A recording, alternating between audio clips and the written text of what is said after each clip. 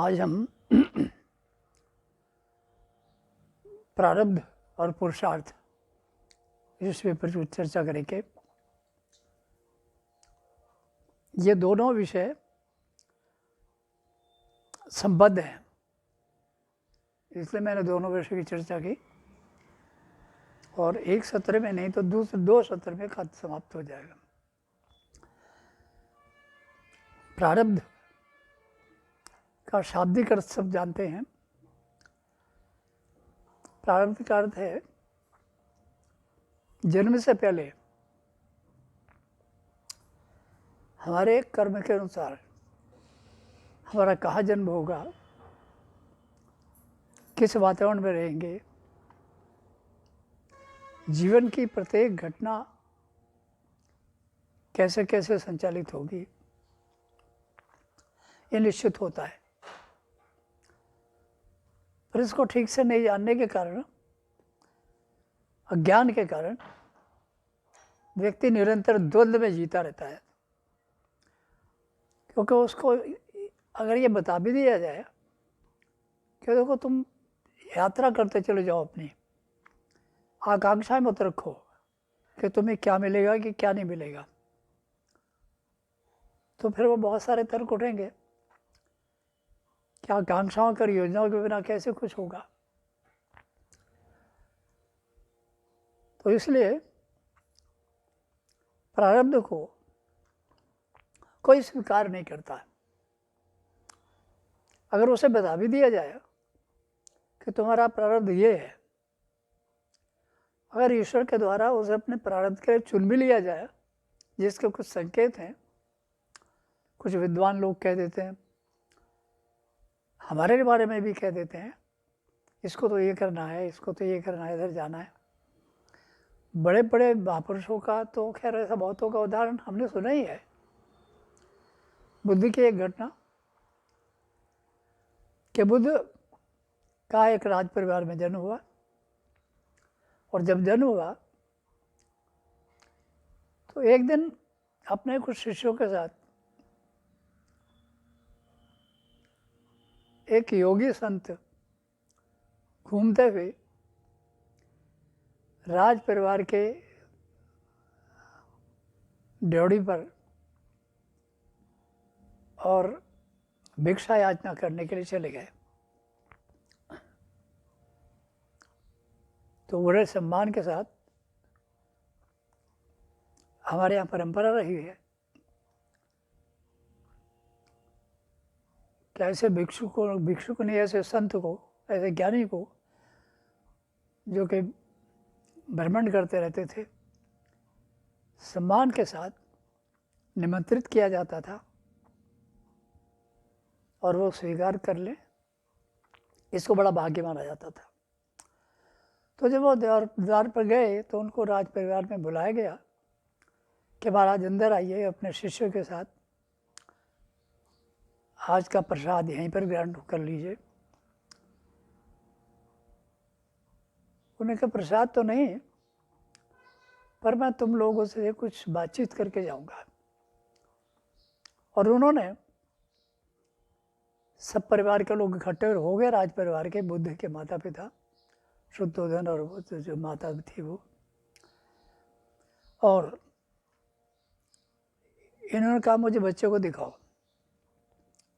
अब कुछ ही दिन हुए थे जिस बच्चे को जन्म दिए, उसको देख करके वो जो सन्यासी थे, संत थे, शिष्यों के साथ पहले तो मुस्कुराए, फिर मौन हुए और फिर रोने लगे। सबको बड़ा आश्चर्य हुआ, लेकिन उनसे कुछ पूछा नहीं अपने आप कि अपने आप बताएंगे।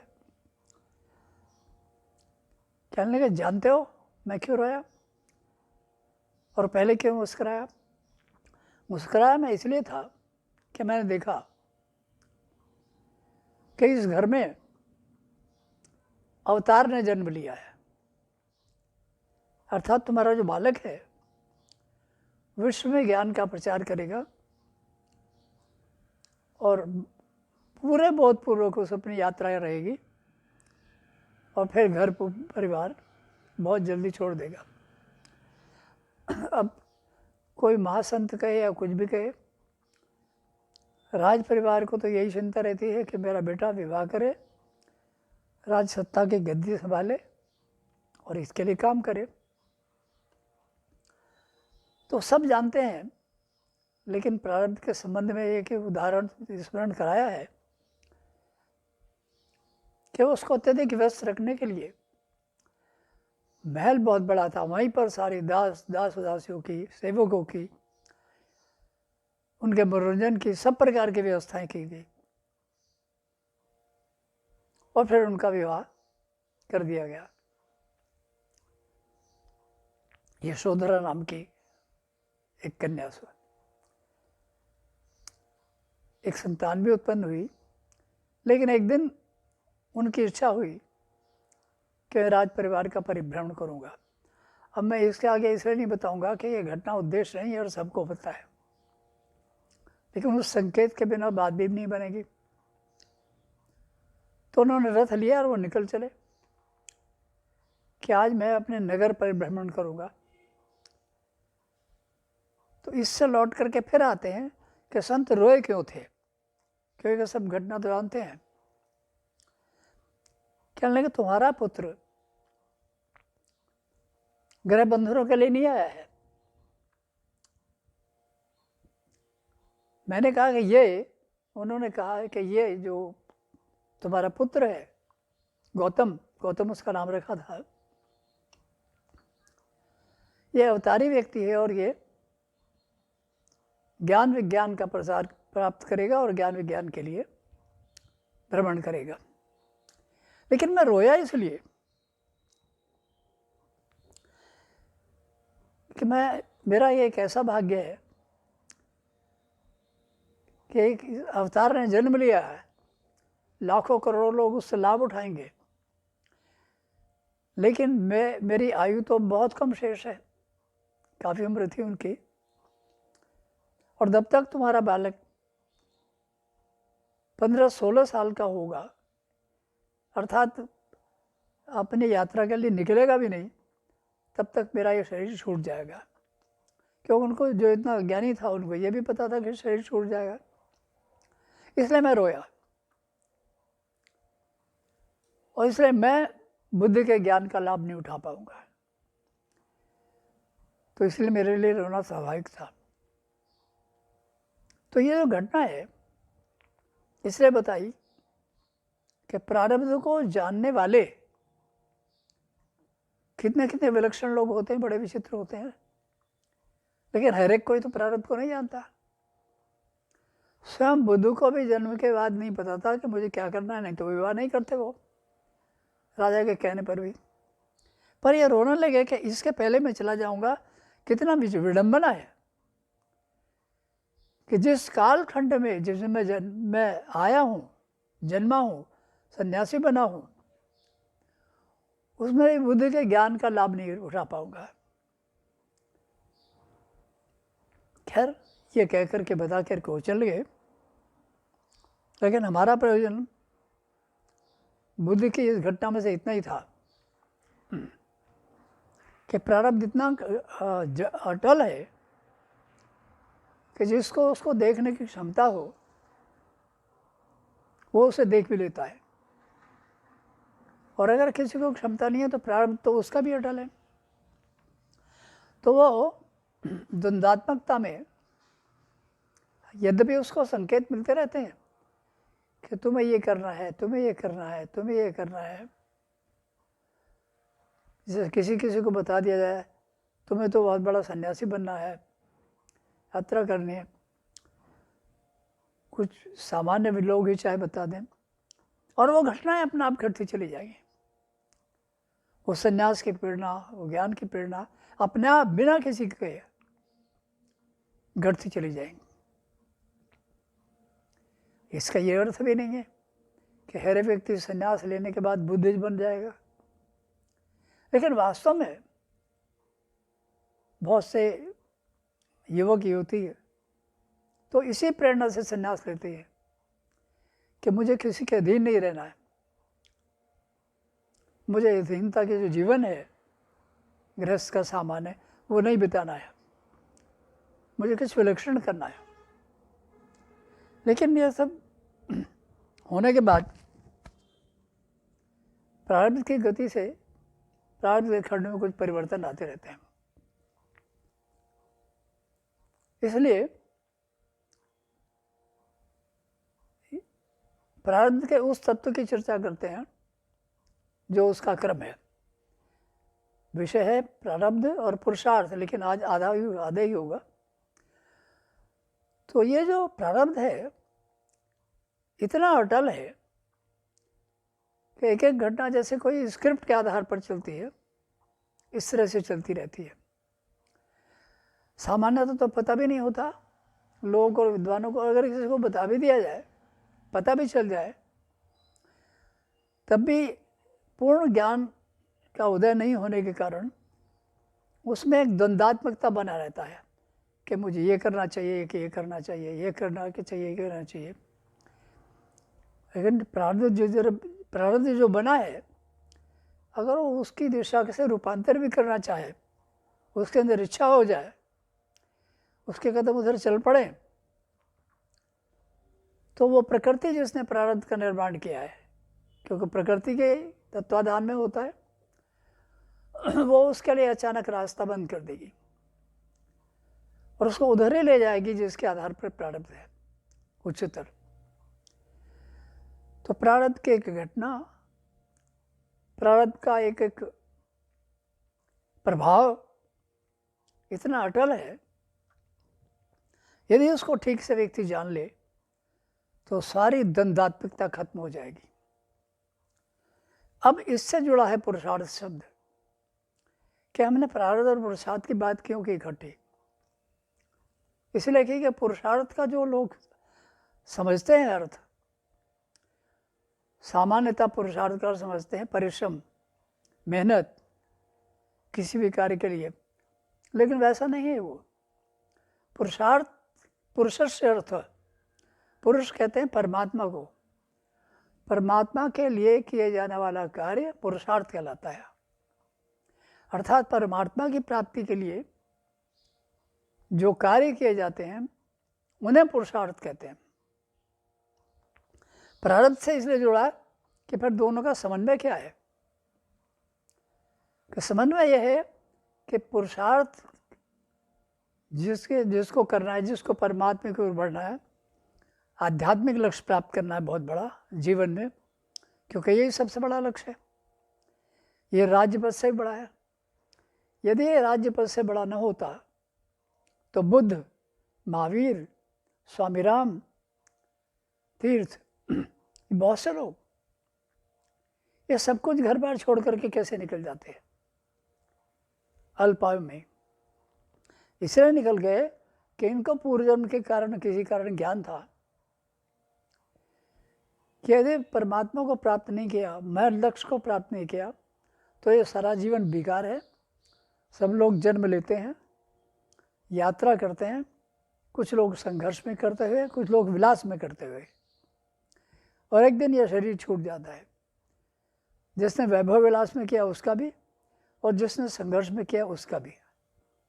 लेकिन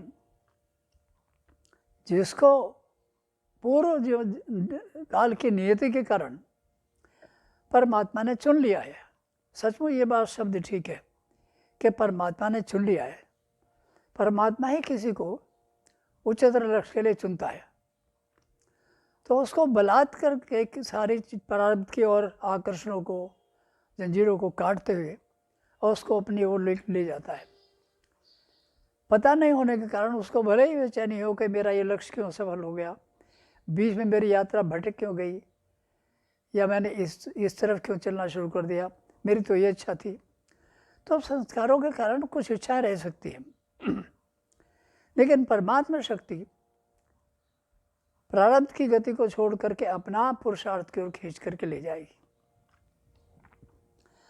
और वो अंत में दिव्य पुरुषार्थ की ओर चलने लगेगा। तो ये पुरुषार्थ है, इसका मैं केवल अभी साधारण अर्थ बताऊंगा, शेष अगले सत्र में पूरा करेंगे हम। जैसे कि मैंने बताया, पुरुषस्य अर्थ है पुरुष पुरुषार्थ। पुरुष के लिए जो किया जाए, प्रयोजन के लिए किया जाए, भगवान के लिए जो किया जाए, वो पुरुषार्थ है। हम साधारण भाषा में जिन शब्दों को समझते हैं उनमें थोड़ा अंतर है।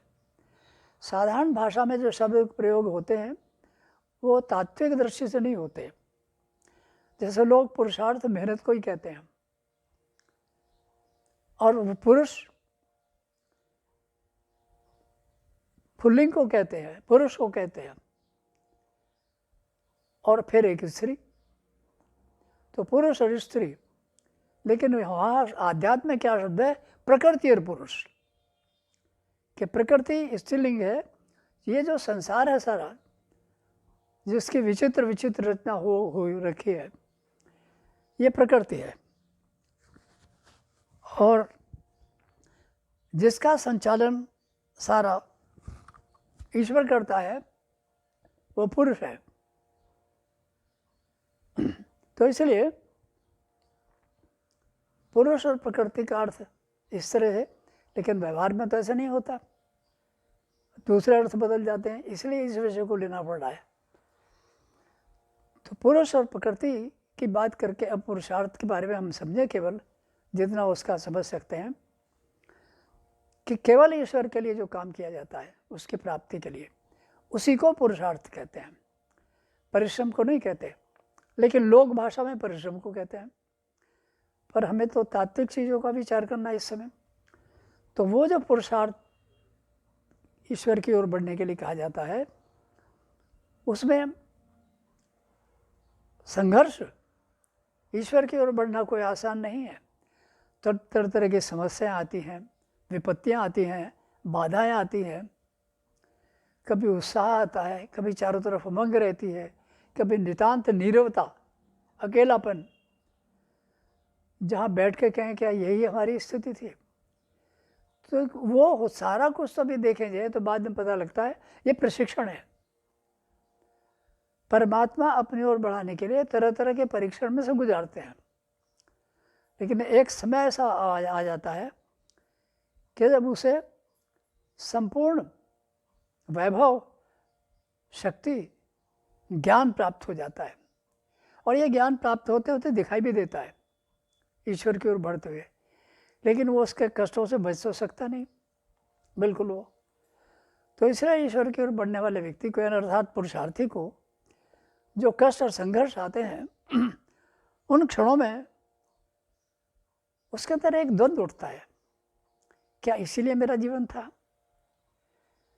क्या इसीलिए मुझे इतनी सुविधाएं, उपयुक्त शरीर, ज्ञान विज्ञान दिया गया था? क्यों वो उसमें होता है। तो कहते हैं ये ज्ञान विज्ञान दिया, सुंदर शरीर दिया, और ऐसे अवसर दिए अपनी ओर चलाने के, लेकिन कभी कभी फिर जो वो नितांत नीरवता आती है तो वो एक उदासी का आवरण ऐसा उड़ा देती है कि उसे लगता है कि मेरा जीवन का शायद सबसे बड़ा दुर्भाग्य था। परंतु वास्तव में दुर्भाग्य नहीं है। यह जो ईश्वर की तरफ चलने की प्रक्रिया है, यह सबसे कठिन इसलिए होती है कि सब प्रकार की धाराओं में से गुजारते हुए उसे ज्ञान विज्ञान दिया जाता है, और बाद में उसे धीरे धीरे समझ में आने लगता है कि मैं हूं तो ठीक पथ पर, मेरे लिए अन्य कोई पथ संभव ही नहीं था ईश्वर के रास्ते पर चलने के अतिरिक्त, क्योंकि वो उसके मन में खुद चलता है कि यदि अच्छा मुझे कोई किसी और रास्ते पर चलना पड़ता, केवल ईश्वर की यात्रा को जाए किसी और रास्ते पर चलना पड़ता, तो मेरा जीवन संघर्षों में होता, बंधनों में होता, और वो बंधन में नहीं है। लेकिन क्या बंधनों में न होने के बावजूद उतने सुविधाएं, उतने अवसर मुझे ईश्वर के द्वारा नहीं प्रदान किए जा सकते थे? क्यों नहीं पुरुषार्थ की यात्रा सरल हो जाती? तो ये बहुत सारे द्वंद्व और प्रश्न उठते रहते हैं, और द्वंद्वों में से ही विकास होता है व्यक्ति के मन, बुद्धि, चित्त, अहंकार का। मन, बुद्धि और चित्त, अहंकार, ये जो अपना अस्तित्व का खंड है, इसका द्वंद्व में ही विकास होता है। धीरे धीरे उसको सब समझ में आता है कि मेरे लिए इतना अभाव भी नहीं छोड़ा जाता, स्वतः ही पूर्तियाँ होती रहती हैं। कैसे जिस अभाव में मैं थक जाऊँ, मैं संघर्ष में टूट जाऊँ, और इतना वैभव भी नहीं है कि जिस वैभव में वैभव के भोगने में मैं लिप्त रहूँ। लेकिन क्या ईश्वर मुझे और पर्याप्त सुविधाएं, साधन, शक्ति, सामर्थ्य नहीं प्रदान कर सकते थे? क्योंकि मेरी अधिक से अधिक ऊर्जाएं तो इसी में लगती रहती हैं कि व्यवस्थाओं का निर्धारण कैसे किया जाए, कार्यों के संचालन कैसे किया जाए। लेकिन उसे ये जानना चाहिए कि ये जो कुछ भी है, व्यवस्थाओं का निर्धारण, कार्य का संचालन, ये भी एक प्रशिक्षण ही है। इस प्रशिक्षण, इसको भी प्रशिक्षण के अलावा कुछ और नहीं कह सकते। इसलिए आज मैं 2-3 बातें और बता करके इस खंड को विस्तार से पुरुषार्थ को समझाने के लिए बताऊंगा। लेकिन भी तो कुछ ही शब्द कि ये जो एक अंश है जो मैंने पुरुषार्थ को बताया है, इतने में प्रारब्ध और पुरुषार्थ, ये प्रारब्ध के साथ बंधा हुआ है। बंधा मतलब कि हमारा जो पिछले जन्म के कर्म और संस्कार थे, उन्होंने तो बनाया प्रारब्ध, और जो संस्कार हमारे ईश्वर की ओर बढ़ने के हैं वो बनाते हैं प्रारब्ध पर पुरुषार्थ। इसलिए हम इस ओर बढ़ कर के भी, उस उच्चतर शिखर पर जाने पर भी, हर एक उस व्यक्ति का, स्त्री पुरुष का, जो ईश्वर की ओर बढ़ रहे हैं, जीवन अलग अलग ढंग से होता है। हमने देखा है, सुना है कि कुछ राजघरानों में जन्मे थे जिनमें महावीर, बुद्ध, भर्तृहरि और बहुत सारे लोग, और कुछ अत्यधिक विपन्न घरों में जन्मे थे, जैसे कबीर। मीरा ऐसी थी जो जन्मी तो राजघराने में थी, लेकिन बचपन से उसकी प्रवृत्ति परमात्मा की ओर चलने की थी। इसलिए उसने सारी संपन्नता छोड़ दी, और सारी संपन्नता छोड़ करके वो केवल भगवान यानी कृष्ण, कोई किसी रूप में मानता है, कोई किसी रूप में, उसके ओर चलने के लिए प्रवृत्त रही। इसलिए उसको सब कुछ छोड़ना पड़ा। तो इसलिए एक बात अभी स्पष्ट हुई, बाकी पुरुषार्थ की बात बाद में करेंगे। वो ये स्पष्ट हुई कि पुरुषार्थ यानी परमात्मा की ओर चुनने के लिए, जाने के लिए परमात्मा ही चुनता है। तो कभी उसको दुर्भाग्य नहीं समझना चाहिए कि मैंने एक रास्ता क्यों चुन लिया। वही चुनता है, और वो हमारे पिछले जन्म की भक्तियों के कारण चुनता है। और उसमें हमें ऐसे अवसर मिलते हैं कि हमें भक्ति पूर्ण जीवन की गाथाएं, अवसर, व्यक्तित्व, साधन, ये सब अपने आप मिलते चले जाते हैं, और उस समय हमें पता भी नहीं रहता कि ये सब ऐसा क्यों मिल रहा है। तो इसलिए आज केवल मैं इतनी बात पर ही पूर्ति करूंगा कि जो पुरुषार्थ है, ईश्वर की ओर बढ़ने की क्रिया है, इसके अंदर की द्वंद्वात्मकता कैसे खत्म हो। क्योंकि इसमें भी द्वंद्व यदि खत्म नहीं होंगे तो ये और अधिक कठिन हो जाएगी। यद्यपि ईश्वर के द्वारा सारे अवसर प्रदान किए जाते हैं, पर यदि इसमें द्वंद्वात्मकता खत्म नहीं होगी, ऐसा क्यों है, भिन्न भिन्न प्रकार की, तो हम अपनी परिस्थितियों को दुर्भाग्यपूर्ण मान करके चलते रहेंगे। तो अगले सत्र में इसको पूरा करेंगे, क्योंकि ये विषय भी ज़रा बड़ा है। और वे कि हमें जो कुछ मिला है और जो कुछ मिल रहा है, उसके लिए ईश्वर को धन्यवाद प्रदान करना चाहिए, क्योंकि हमें उसी गति से ईश्वर की ओर बढ़ना है। तो आज इतना ही, फिर दूसरे सत्र में। ओम शांति।